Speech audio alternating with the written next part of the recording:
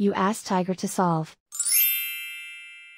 This deals with linear equations with one unknown. The final result is x equals 5. Let's solve it step by step. Simplify the expression. Expand the parentheses.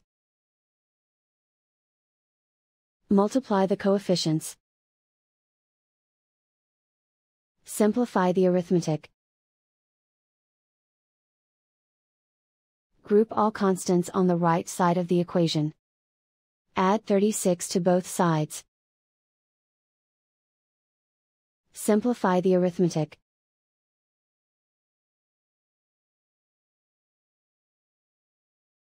Isolate the x. Divide both sides by 8. Simplify the fraction.